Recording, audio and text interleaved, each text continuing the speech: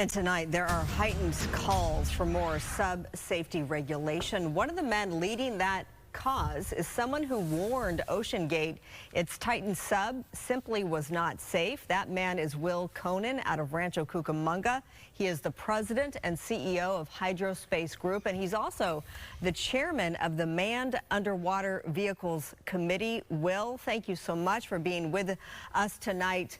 You, in fact, wrote a letter not all that long ago to OceanGate warning them your sub's not safe. What was the red flag for you? Well, thank you for letting me brief on this. This is quite important. Yeah, I mean, they were still building in 2018 when it was, and you have to understand this is we have been building here submarines to go to the deep ocean since 1960. I think the last 50 years we had zero incident over the last 45 plus years, and maybe in these before that in the 70s we maybe had 4 casualties all told, and here in an event it's more than the rest combined. It's such a tragic situation for an industry. It is very, very sad. And yes, we look, this is a very special industry.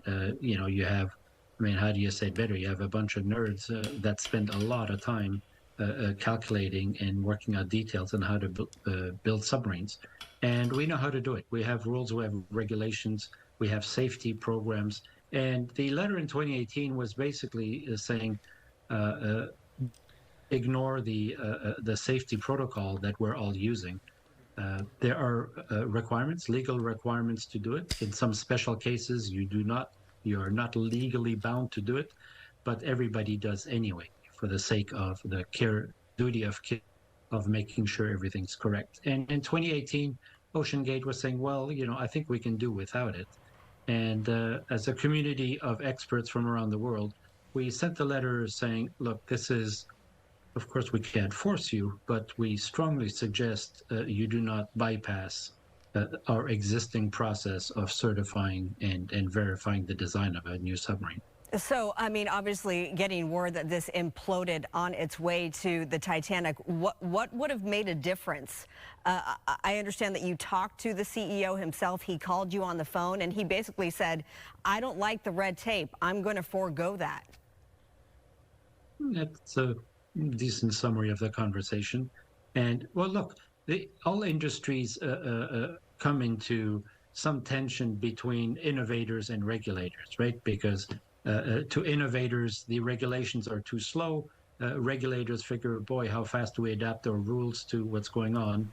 And well, you know, the gap you can have between the two can vary. In the submarine world, certainly by the time you go into these extreme depths, I mean, there are only 10 submarines in the entire world that can go to this depth.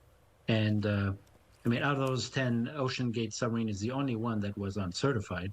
Was it? Let me interrupt you, and just to clarify, was this in fact able to go down that deep? It has done dive to that depth, yes. Okay. So this was not a maiden voyage.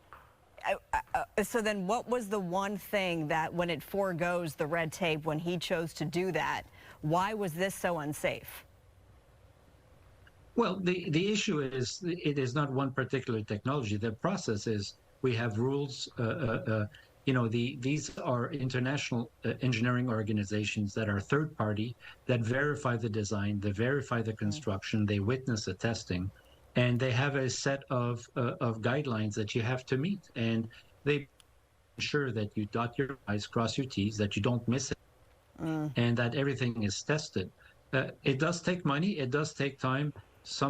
I mean, most of the time it is required by law. Sometimes you get around.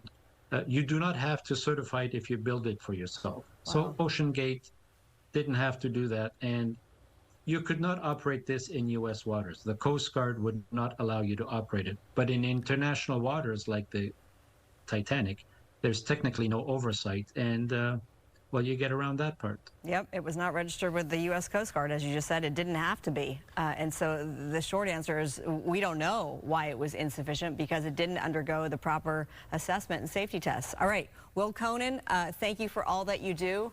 Appreciate it, and thanks again for being with us tonight. Thank you so much.